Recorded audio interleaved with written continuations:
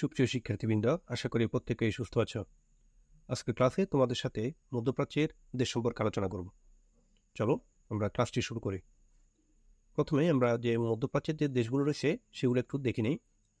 মধ্যপ্রাচ্যের দেশগুলোর মধ্যে রয়েছে কাতার, সিরিয়া, ইরাক, ইসরায়েল, ফিলিস্তিন, কুয়েত, ওমান, ইরান, তুরস্ক, লেবানন, সৌদি আরব, বাহরাইন, ইয়েমেন, জর্ডান এবং সংযুক্ত আরব আমিরাত। এই দেশগুলো হচ্ছে মধ্যপ্রাচ্যের দেশ।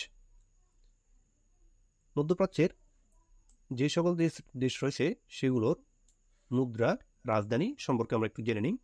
প্রথম হচ্ছে কাতার। কাতার রাজধানী হচ্ছে দোয়া এবং মুদ্রা হচ্ছে রিয়াল।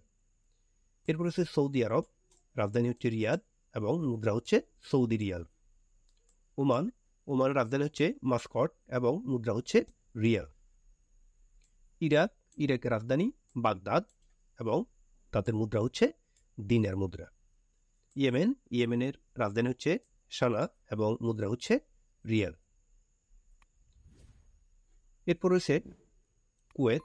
কুয়েতের রাজধানী হচ্ছে কুয়েত সিটি এবং তাদের মুদ্রা হচ্ছে দিনার। সংযুক্ত আরব আমিরাত, রাজধানী হচ্ছে আবুধাবি এবং মুদ্রা হচ্ছে দিরহাম। বাহরাইন, তাদের রাজধানী হচ্ছে মানমা এবং মুদ্রা হচ্ছে দিনার। ইরান, রাজধানী হচ্ছে তেহরান এবং মুদ্রা তুমান।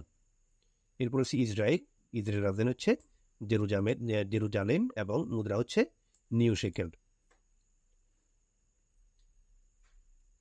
এছাড়াও রয়েছে তুরস্ক। তুরস্কের রাজধানী হচ্ছে আঙ্কারা এবং মুদ্রা হচ্ছে লিরা। এরপর হচ্ছে সিরিয়া। সিরিয়ার রাজধানী হচ্ছে দামেস্কো এবং মুদ্রা হচ্ছে পাউন্ড মুদ্রা। এরপর রয়েছে জর্ডান, যাদের রাজধানীর নাম হচ্ছে আম্মান এবং মুদ্রা হচ্ছে দিনার মুদ্রা।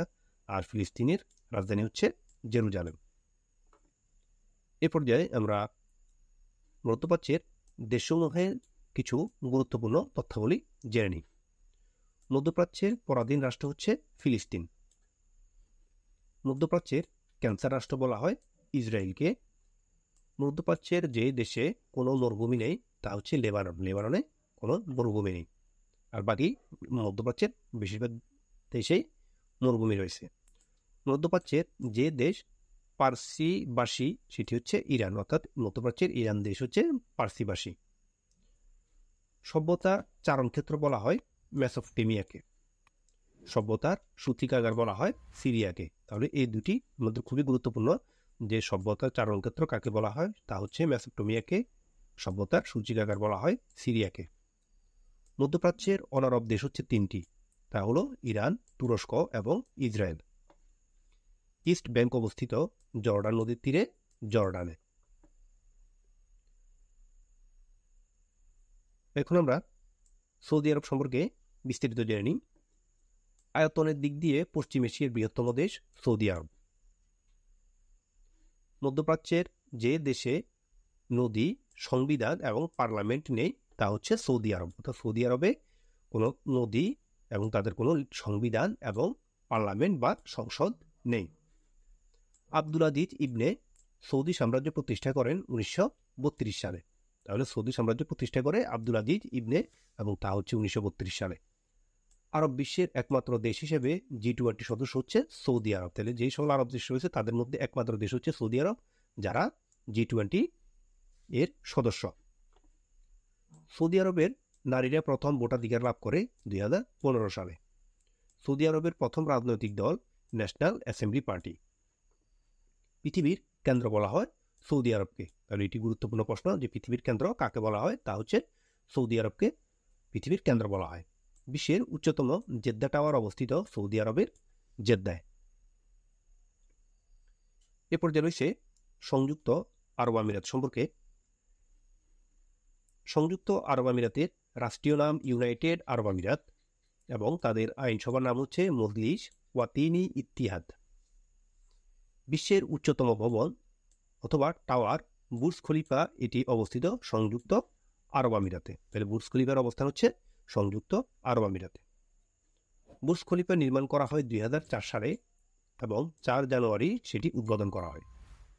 বুর্জ খলিফা টাওয়ারের স্থপতি হচ্ছে অ্যান্ড্রিনা স্মিথ। এরপর হচ্ছে আমাদের কাতার। বিশ্বের শীর্ষ ধনী দেশের একটি হচ্ছে কাতার। কাতার স্বাধীনতা লাভ করে 1971 সালে। 2020 সালে বিশ্বকাপ ফুটবলের আয়োজক দেশ হচ্ছে কাতার। এরপর হচ্ছে আমাদের ইরাক। ইরাক কুয়েত দখল করে 1990 সালে। হযরত আলী রাদিয়াল্লাহু তাআলা আনহু এর সমাধি অবস্থিত হচ্ছে ইরাকে। কুর্দিস্তান স্বাধীনতাকামী যে দেশের অংশ তা হচ্ছে ইরাকের, অর্থাৎ কুর্দিস্তান স্বাধীনতাকামী হচ্ছে ইরাকের। ফালুজা শহর অবস্থিত হচ্ছে ইরাকে। ইমাম হোসেনের শাহাদাতের সাথে জড়িত কারবালার ময়দানে অবস্থিত ইরাক, অর্থাৎ ইমাম হোসেনের সাথে জড়িত যে কারবালার ময়দান সেটিও ইরাকে অবস্থিত। সাদ্দাম হোসেন প্রেসিডেন্ট ছিলেন ইরাকের। এরপরে সে ইরান। মধ্যপ্রাচ্যের একমাত্র পার্সিভাষী দেশ হচ্ছে ইরান। ইরান ব্রিটেনের কাছ থেকে স্বাধীনতা লাভ করে 1925 সালে। ইরানের পূর্ব নাম ছিল পারস্য।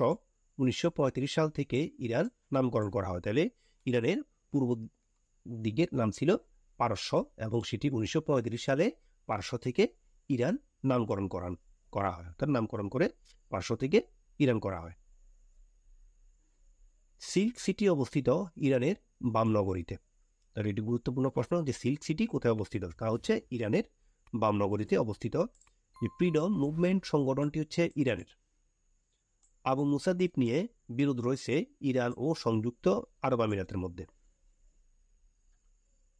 সম্প্রতি ইরানের সর্বোচ্চ ক্ষমতাধর ব্যক্তি কাসেম সোলাইমানিকে হত্যা করা হয় ইরাকের বাগদাদ বিমানবন্দরে। তাহলে ইরানের সর্বোচ্চ ক্ষমতাধর ব্যক্তি কাসেম সোলাইমানিকে হত্যা করা হয় ইরাকের বাগদাদ বিমানবন্দরে।